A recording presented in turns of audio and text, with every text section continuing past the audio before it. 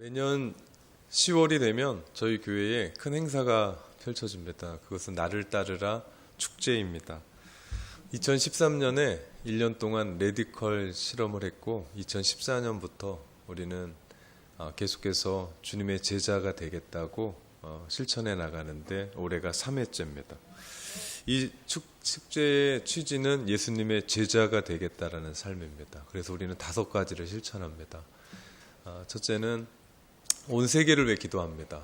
매스컴에서 어떤 소식이 들리거든 지금까지 우리가 생각했던 대로 그것을 붙잡고 기도하는 겁니다. 예전에는 어떻게 할까, 이거 어쩌나 그냥 말로만 했었는데 이제는 그거 붙잡고 기도하자는 거고, 두 번째는 1년에 성경을 일독하자, 그리고 세 번째는 재정을 의미 있는 곳에 쓰자, 그리고 네 번째는 나를 필요로 하는 낯선 곳에 가서 섬기자, 그리고 5번째로는 복음적인 교회에 가서 헌신하자, 지역교회에 헌신하자, 5가지를 실천합니다. 그리고 축제 때마다 우리는 그대로 살았었던 삶, 변화된 삶, 도전받았던 삶, 그리고 은혜 받았던 삶들, 그 중에 한 가지라도 함께 나와서 도전하고 같이 나누는 시간을 갖습니다. 오늘부터 축제 전까지 지금까지 나눴던 로마서 말씀을 잠시 접고 우리 예수님이 우리 가운데 말씀하셨던 제자의 삶이 무엇인지를 다시 한번 상기하고 기억하면서 다시 한번 예수님의 제자로 살아가기 위한 결단을 해보려고 합니다. 그래서 오늘 첫 번째 시간으로 여러분과 함께 나누고 싶은 것이 모든 것을 다 포기하고 따를 만한 분 예수님, 예수 그리스도에 대해서 함께 나눕니다. 우리 신앙에는 2가지 축이 있습니다. 하나는 신앙의 의식화라는 것이 있고 또 하나는 신앙의 생활화라고 하는 축이 있습니다. 생활의 의식화는 우리가 믿는 것에 대해서 관심을 집중하는 겁니다. 그것이 교리적이든 아니면 이론적이든 끊임없이 우리 안에 의식화 작업을 하는 거예요. 그것은 하나님이 누구신가? 예수님이 우리를 위해서 무엇을 행하셨나? 성령님의 역사는 무엇인가? 그러면서 우리는 계속해서 배워가는 겁니다. 그것을 배우면서 우리는 그리스도인에 대한 정체성을 깨달아요. 아이덴티티. 그리스도인이란 이런 사람이구나. 그것을 깨닫습니다. 그러면서 하나님과의 관계를 맺어가는 거예요. 그러면서 구원받은 사람의 삶을 살아가는 겁니다. 그러면서 하나님과 지속적인 그 교제 속에서 살아가기 위해서 우리가 노력을 합니다. 이런 것들을 인식하면서 우리는 하나님과 수직적인 관계를 맺어가는 거예요. 그런가 하면 또 다른 축이 있는데 그것은 신앙의 생활화 부분입니다. 우리가 예수님의 자녀된 것에 대해서, 하나님의 자녀된 것에서 그치지 않고 우리는 또 예수님의 제자로서의 삶을 살아가는 것을 이야기합니다. 나를 따르라 축제의 운동을 펼치는 이유도 여기에 있습니다. 제자의 삶을 한마디로 말하면 예수님처럼 생각하고 예수님처럼 말하고 예수님처럼 행동하는 삶을 얘기합니다. 이것은 신앙의 생활화이고 이것은 신앙의 수평적인 부분이에요. 십자가를 보면 수직적인 부분이 있고 수평적인 부분이 있습니다. 즉, 이 수평적인 부분은 우리의 가정, 우리의 일터, 우리의 학교, 내가 관계 맺는 사람들에게 실질적으로 나타나는 삶의 현장에서 실천하는 이야기입니다. 우리가 하나님과의 깊은 관계를 맺는 것, 그 어떤 것보다도 중요합니다.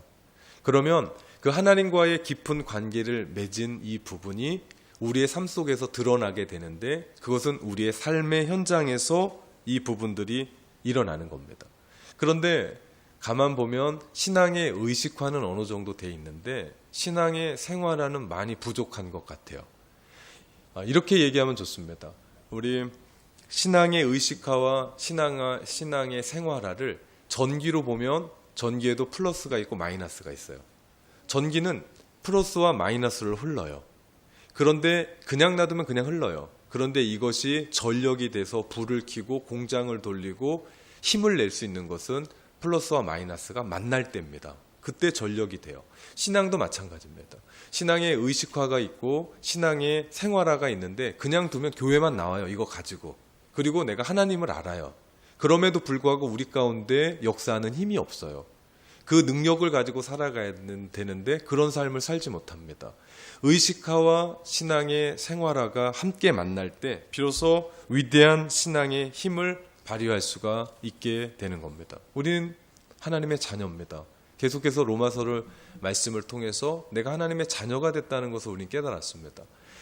그 삶 속에서 그것을 믿고 있는 우리의 삶 안에 나는 예수님의 제자로서의 삶을 살아갈 때 우리의 삶엔 놀라운 변화가 있게 됩니다. 그냥한 변화가 아니에요.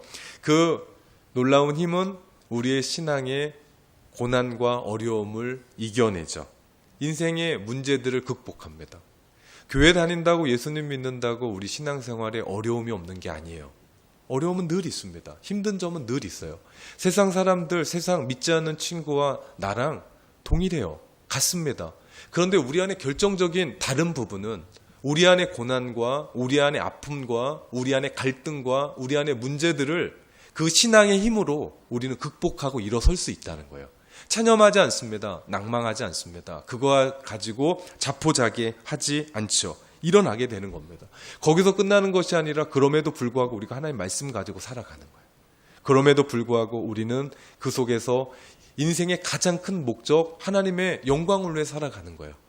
나 자신을 통해서 하나님은 또 하나님의 나라를 이루어 가게 하시는 겁니다. 이것이 신앙의 나는 하나님의 자녀고 나는 예수님의 제자로서의 삶을 실천하면서 우리 가운데 일어나는 폭발적인 힘이죠. 이것은 그냥 교회 나오는 것쯤이 아닙니다. 만약 신앙생활하면서 신앙의 생활화가 제대로 되지 못하면 몸은 교회에 있는데 우리의 생각과 우리의 사고 방식은 세상 사람들과 별 차이가 없게 돼요. 그러면 우리는 친구나 이웃에게 분명히 이런 소리를 들을지 모릅니다. 뭐라고요? 너도 교회 다녔어? 이런 얘기요. 놀랄 일이죠. 너도 교회 다녔어? 롯의 얘기를 한번 해볼까요? 아브라함과 롯은 늘 같이 있었어요. 그 조카 롯이었기 때문에. 롯이 아브라함을 따라다닐 때는 신앙생활이 쉬웠습니다. 왜냐하면 아브라함이 하는 대로 살아면 됐기 때문에. 그러면 아주 쉬웠습니다. 별 문제가 없었습니다. 믿는 사람으로서 보이기에 별 다른 게 없었습니다. 물론 엄밀히 말해서 그것은 롯의 신앙은 아니었죠. 그냥 아브라함에 붙어 있었던. 그런데 이 두 사람이 어느 날 갈라서게 됩니다. 그럴 때 아브라함에게서 배웠었던 신앙의 생활화가 롯에게 자리 잡혔다면 롯의 결정은 달랐어야 됐어요. 그런데 롯은 아브라함과 갈라서면서 제일 첫 번째 선택이 땅을 선택하는 거였습니다. 소할 땅을 보니까 물이 많았어요. 당연하죠. 목축을 하려면 물이 있어야 됩니다. 오늘날로 말하면 뭐라 그럴까요? 정말 꼭 필요한 물이 있는. 그런데 또 그 다음 구절을 보면 뭐라고 나오냐면 그 땅이 애굽 땅과 같았더라라고 얘기를 합니다. 무슨 얘기냐면 아브라함과 롯이 어려움이 있어서 애굽으로 내려갔을 때 롯은 화려했었던 애굽을 동경하고 있었던 겁니다. 그 땅을 보니까 애굽 같은 거예요. 즉 롯의 신앙의 선택, 첫 번째 선택은 뭐였습니까? 그는 신앙이 아니었습니다. 뭐였죠? 세속적인 관점을 가지고 그는 신앙이 흔들렸습니다. 이것을 우리에게 대입해보면 우리가 공동체 안에 있고 교회 안에 있고 믿음의 성도들 안에 있을 때는 믿는 사람 같대요. 내가 주도적으로 뭔가를 이끌어 가진 않지만 그래도 믿는 사람들처럼 보여줄 수가 있어요. 그런데 문제는 우리 교회 바깥의 문제입니다. 가정에서 몰라요. 일터에서 그리고 우리가 살아가는 삶 안에서 학교에서 믿지 않는 사람들과의 만나는 그 자리에서 믿는 사람으로서의 모습을 전혀 찾아볼 수 없다라는 것이 문제죠. 마치 어렸을 때 자녀들 신앙생활 같이 하자고 교회 데리고 왔다 갔다 하는데 그 자녀가 장성해서 뭐 대학을 가든지 타지로 가든지 직업을 얻어서 딴 데로 나가면 신앙의 위기를 맞는 것과 같은 위치죠. 아브라함을 떠난 롯에게 가장 결정적인 영향을 미친 것이 있습니다. 그것을 베드로후서 2장 8절에 이런 말씀을 합니다. 이 의인이 그들 중에 거하여 날마다 저 불법한 행실을 보고 들음으로 그 의로운 심령이 상하니라 말씀합니다. 그 의인이요 롯입니다. 롯이 그들 중에 어디였습니까? 소돔성에 거하면서 그들의 불법한 행실을 보고 들음으로 말미암아 그의 마음이 상했다고 얘기합니다. 소돔성이 어떤 성이었습니까? 소돔과 고모라는 하나님 보시기에 너무나 악해서 불과 유황을 부어서 망한 나라입니다. 그런 땅입니다. 오늘 아침에 비 오면서 천둥 번개 치니까 우리 애들이 막 귀를 막고 그러더라고요. 천둥 번개가 하늘에서 쳐도 무서운데 하늘에서 불이 떨어지고 유황불이 떨어졌다 합시다. 그만큼 무서웠던, 그만큼 악행을 저질렀던 땅이 소돔 땅이었고 고모라 땅이었어요. 그 땅에 살았었던 사람이 누구였다고요? 의인 롯이었다는 겁니다. 그 땅의 문화와 그 땅의 풍습과 그들이 먹고 마시고 그들이 생각하고 그들이 가지고 있는 가치를 그대로 가지고 살다 보니까 롯이 어떻게 된 거예요? 물든 거예요. 사람이 그렇습니다. 난 괜찮아. 난 할 수 있어. 그러지만 그 안에 들어가서 먹고 마시고 무엇을 보고 듣고 접하느냐에 따라서 사람은 어떻게 된다고요? 영향을 받게 된다고. 사람은 환경에 영향을 받습니다. 오늘 주일날 예배 드리러 이 자리에 오면 여러분은 다른 것에 영향을 받지 않아요. 오늘 이 자리에서 하나님의 말씀을 듣고 영향을 받게 되죠. 그런데 롯이 소돔 땅에서 그들의 문화와 풍습에 젖게 되니까 자기도 모르게 거기에 젖어서 거기에 빠져 살게 되면서 그들 안에서, 롯 안에서 그 모든 것들이 다 무너지더라는 거죠. 우리 교회 밖의 문화, 교회 밖의 메시지는요, 하나님의 메시지가 아닙니다. 그나마 이 자리에 있는 대부분의 사람들은 주일날 한 번 이 메시지 들어요. 성경 안 읽어요. 큐티 하자고 하는데 잘 안 해요. 오늘 한 번이에요. 이것도 1시간이 넘으면 되게 힘들어해요. 요 1시간, 말씀 25분에서 30분, 제가 길면 35분, 요 말씀 가지고 우리가 6일 동안의 나머지 생활을 해야 되는 거예요. 그렇다고 보면 우리는 믿는 대로 행하기보다는 어떻게 보면 소돔성에 살고 있었던 롯처럼 갈등할 수밖에 없습니다. 왜? 내가 믿고 들은 말씀은 있는데 그 말씀에 힘이 없는 거예요. 그러니까 세상에 나가서 살다 보니까 믿는 대로 하나님의 말씀대로 결정하고 행하기보다는 어디에 영향을 받아 살아갑니까? 세상의 영향, 친구들이 말하는 영향, 세상의 미디어가 말하는 영향을 받고 왜곡된 반응을 하기가 쉽습니다. 결국 자기 신앙 하나 제대로 지키지 못했던 롯은 그나마 가까스로 구원을 받았지만 그는 그 결말은 썩 좋지가 못합니다. 성경의 역사 속에 사라집니다. 이유가 있습니다. 그것은 믿음의 역사 안에서 사라졌다는 얘기입니다. 그가 믿음으로 살지 않았기 때문에. 뭐가 있었는데? 믿음이 있었음에도 불구하고 그는 믿음으로 살지 않았을 때 있었던 불행이죠. 믿지 않아서 불행이 아닙니다. 믿지 않는 사람은요, 이런 것 가지고 갈등하지 않아요. 왜냐? 믿지 않는 사람들은 그것에 대해서 그냥 살아가면 되는 거예요. 그런데 믿는 사람들이 믿음에도 불구하고 믿음과 사는 것이 일치하지 않으면, 즉 신앙의 의식화, 신앙의 생활화가 함께 움직여 가지 않으면 이것은 불행한 거고 이것은 문제가 될 수밖에 없다는 겁니다. 하루는 저희 집에 이삭이가 AOC에서 큐티한다고 어떻게 하냐고 밤에 찾아왔어요. 니고데모가 예수님 찾아온 것처럼 어떻게 해야 되냐고 도저히 모르겠대요. 그날 큐티의 본문이 예수님과 함께 배를 타고 나가다가 풍랑을 만난 제자들의 이야기였습니다. 그들이 죽을 지경이 됐어요.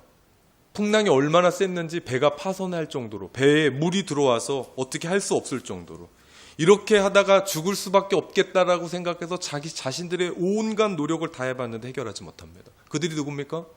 그들이 갈릴리 바다에서는 힘이나 쓸 수 있다는, 어떻게 보면 뭐 잔뼈 굵은 어부들로 소문났었던 사람들입니다. 그런데도 전문가인 사람들인데도 그걸 막지 못했습니다. 그러다 결국 예수님을 깨우죠. 그랬더니 예수님이 일어나셔서 어떻게 합니까?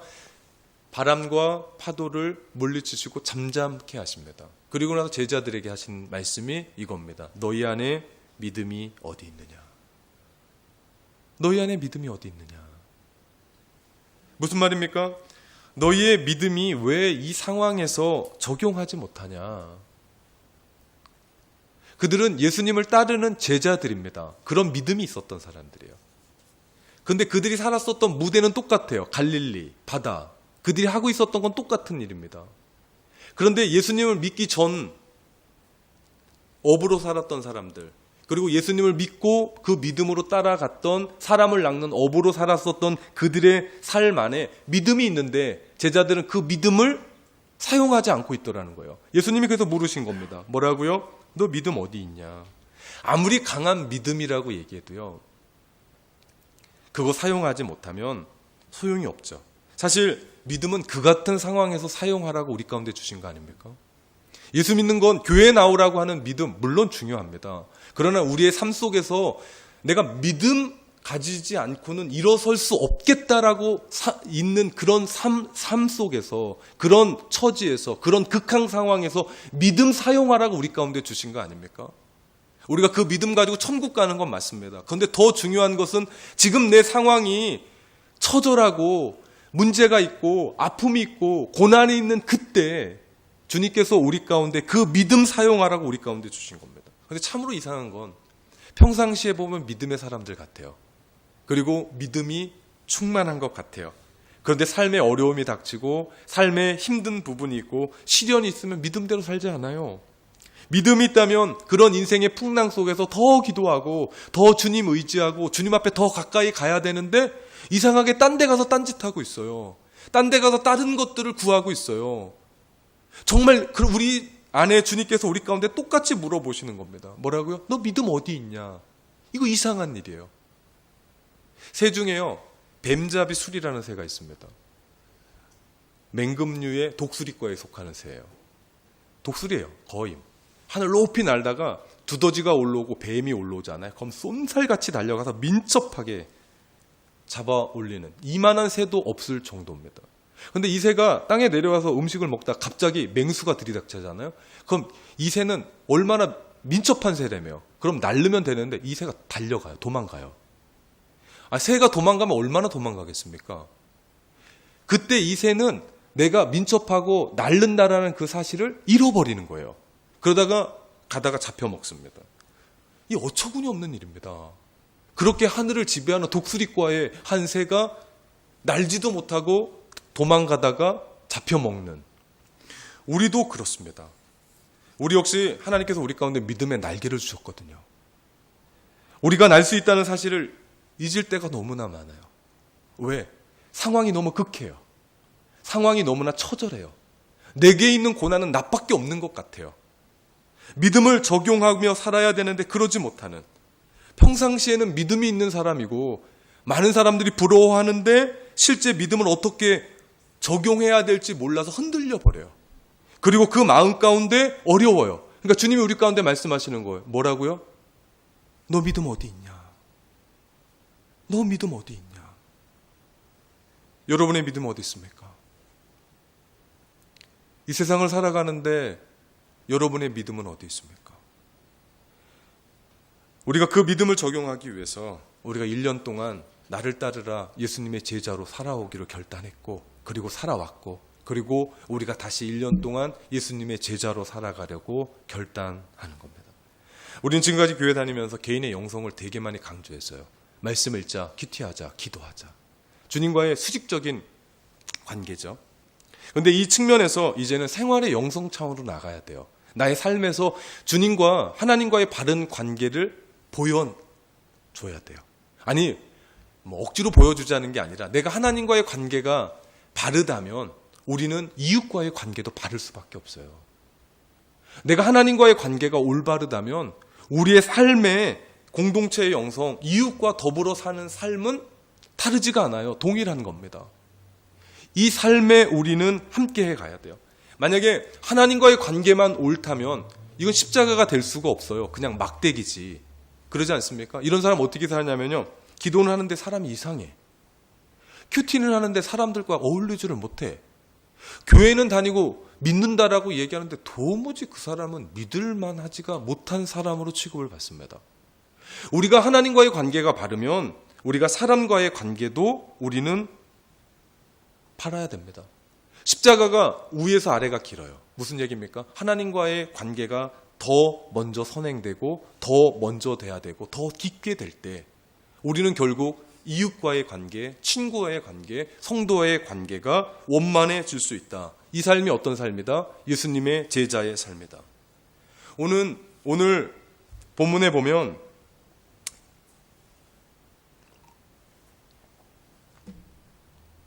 예수님의 제자 되겠다고 한 젊은이가 찾아옵니다.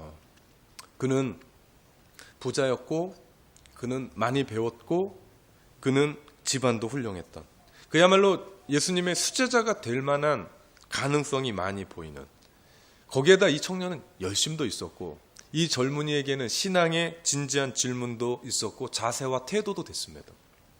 17절 말씀해 보니까 선한 선생님, 내가 영원한 생명을 얻으려면 무엇을 해야 됩니까? 주님 앞에 무릎 꿇고 와서 묻는 겁니다. 진지한 신앙의 구도자의 질문도 있었습니다. 인간적으로 이 친구 잡아야 됩니다. 이 친구 교회에다 잘 키워서 세상에 영향력을 끼칠 수 있는 그런 젊은이로 키워갈 잠재성이 높은 사람입니다. 그런데 주님의 생각은 다르셨습니다. 21절에 보니까 가서 내게 있는 거 다 팔아 가난한 자들에게 주라. 그리하면 하늘에서 보화가 내게 있으리라. 그리고 와서 나를 따르라. 예수님 도대체 무슨 생각 가지고 이러시나. 낚시로 말하면 월척 큰 거 잡았는데, 정말 이만한 거 잡았는데 주님 그냥 놓아주시는 거예요. 정말 22절 말씀에 보니까 그 청년 가진 것이 많아서 근심하며 돌아갑니다. 그리고 그 후에 그 청년 다시 등장하지 않습니다. 왜 그러셨을까? 왜 그러셨을까? 그냥 모른 척하고 붙잡으시지. 주님 교육 잘하시니까 교육시키셔서 변화시키시지. 그런데 주님은 그렇게 하지 않으셨습니다. 주님이 복음서 전체를 바라보면 주님이 제자를 부르셨을 때의 원칙은 하나였습니다. 그것은 나를 따르려거든 내 십자가 지라는 겁니다. 나를 따르려거든 자기 자신 부인하라는 겁니다. 주님은 처음부터 시작부터 주님과의 관계에서 전폭적이고 절대적인 헌신이 없이는 안 된다. 그것을 요구하신 겁니다. 대충 따르고 대충 헌신하고 대충 주님 따를 수 없다는 거죠. 전 될 줄 알았습니다. 대충 헌신하고 대충 따르는 사람들 붙잡아서 교육시키고 예배 열정적으로 드리고 그러면 될 줄 알았습니다. 안 되더라고요. 안 되더라고요. 전 예수님보다 날 줄 알았습니다. 그런데 이 원칙에서 벗어나지 않더라고요. 제가 목회해 보면서 배운 게 이겁니다. 안 되더라고요. 그래서 예수님의 제자, 정확하고 확실하게 주님 따라가자. 대충 어설프게 나중에 없더라고요. 나중에 없었습니다. 나중에 뭔가 하겠지? 절대 없었습니다. 그래서 우리가 나를 따르라 핵심 구절이 마가복음 8장 34절 아닙니까? 누구든지 나를 따라오려거든 자기 부인하고 자기 십자가 가지고 나를 따를 것이다. 성경에 보면 주님 따르는다라고 이야기하는 구절이 이것밖에 없어요. 다른 방법이 없어요.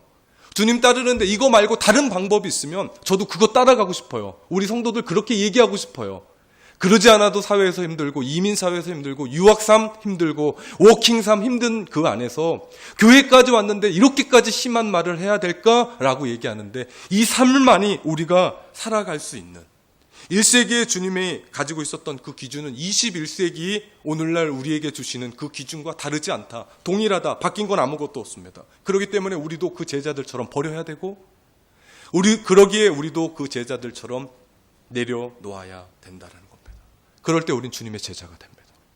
어설프게 따라가고 어설프게 헌신하고 대충 하다 보면 우리도 동일하게 롯처럼 세상에 물들어지고 이것이 주님 생각인지 내 생각인지 모르고 살아가다가 넘어지고 쓰러지는 그런 경험을 하게 된다는 거죠. 주님은 1세기에 어느 바닷가에서 4명의 어부들을 부르셨습니다. 마태복음 4장 19절에 나를 따라오너라. 내가 너희를 사람을 낚는 어부가 되게 하리라. 그들은 직업과 재산, 꿈과 야망, 가족과 친구, 더 나아가 안전과 안정이라는 모든 것들을 다 버리고 주님 따라갔습니다.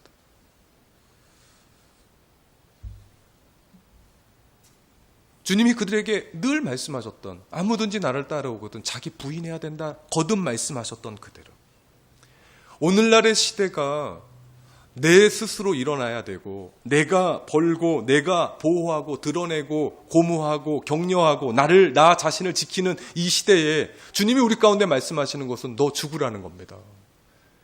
그러니 예수님 따라가는 이 이야기가 쉽겠습니까?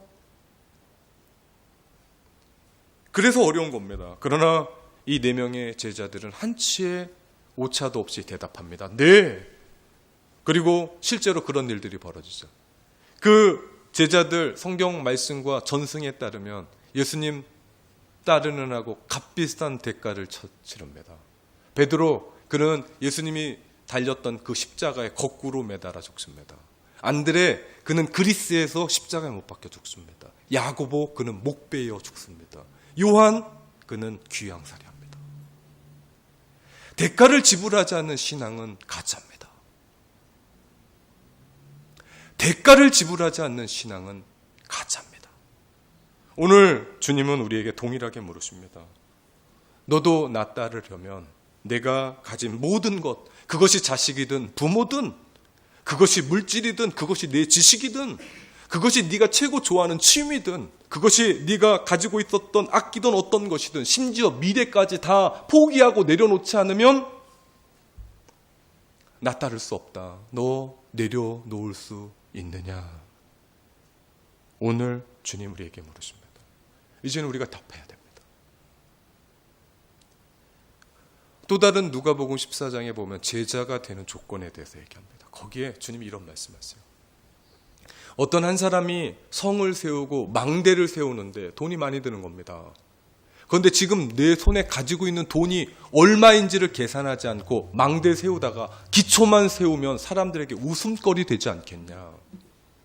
어떤 임금이 1만의 군사가 있는데 2만의 적이 쳐들어올 때 저거와 싸울 건지 아니면 화해를 요청할 건지 싸우기 직전에 계산해야 되지 않겠냐. 너희 똑바로 계산해라. 주님 따른다라고 어설프게 얘기하지 말고 정말 주님 따르겠다라고 얘기하면 지금 이야기했었던 그 모든 것들 내려놓겠습니다라고 하는 그 계산, 우리 계산 빠르잖아요. 계산하고 덤벼야 된다. 저는 그 말씀을 읽으면서 이해가 잘 안 됐습니다. 마치 주님은 안 되면 하지 말라. 제자 안 해도 된다. 여기 오지 않아도 된다라고 하는 것처럼 미시는 것처럼 주님이 그렇게 말씀하시는 거예요. 지금 교회들은 어떻습니까? 한 사람이라도 더 끌어야 되고 한 사람이라도 어떻게 감언 이설은 아니지만 어떻게 하든지 이 자리 제자 나중에 해도 된다. 예수님께 헌신하는 건 나중에 해도 된다. 걱정하지 마라. 복 받을 수 있다라고 지금의 교회는 이렇게까지 끄는데 지금의 목사는 저는 그렇게 끄는데 우리 주님은 목회하실 때 전혀 다른 방법으로 계산 잘해야 된다. 너네 수 밟지 않냐. 계산 잘하고 나 따라와야 된다라고 말씀하시는 겁니다. 오늘 본문에 예수님은 그 부자 청년에게 가진 것을 다 팔아 가난한 자들에게 나눠주고 나를 따르라고 말씀하신 이유가 있습니다. 이는 예수님께서 우리에게 너의 모든 것 다 내려놓고 주님 따르라고 하시는 이유이기도 합니다. 다시 한번 주님이 보낸 그 제자에게 말씀하셨던 말씀을 다시 보면 21절 예수께서 그를 보시고 사랑하사 이르시되, 전제가 그겁니다. 다른 본문에는요 예수께서 가라사대, 예수께서 이르시되, 그런데 오늘 본문은요 예수께서 그를 보시고 사랑하사 이르시되. 그 제자 쫄딱 망하라고 한 게 아닙니다. 그 물질에 대해서 관심 있어서도 아닙니다. 사랑하셔서, 지극히 사랑하셔서 주님이 그 제자에게 하신 말씀을 가서 내게 있는 거 다 팔아 가난한 자들에게 주라. 우리의 관심은 여기밖에 없어요. 그런데 더 중요한 건 그 다음 절입니다. 그 다음이에요. 그리하면 하늘의 보화가 내게 있으리라. 그리고 와서 나를 따르라. 영원한 보화를 얻기 위해서 세상과 세상의 것에 대한 사랑을 버려야 된다라고 주님께서 말씀하신 겁니다. 그리고 너는 나를 따르라. 오늘 주님도 왜 우리에게 이렇게 호되게 말씀하시나? 그러지 않아도 이 땅 살아가는 게 힘든데, 그러지 않아도 어떻게 살아가야 될지 막막한데, 그러지 않아도 내 몸 하나 아픈데, 그러지 않아도 내가 어디 가야 될지 모르는데, 그러지 않아도 내 미래가 어떻게 펼쳐지는지 모르는데, 주님 내 마음을 아시는지 모르시는지 모르게 주님 또 우리를 사랑하셔서 우리 가운데 말씀합니다. 영원한 하나님의 보화, 영원한 하늘의 보화 얻는 방법은 이것밖에 없다. 나를 따르라. 너는 나를 따르라.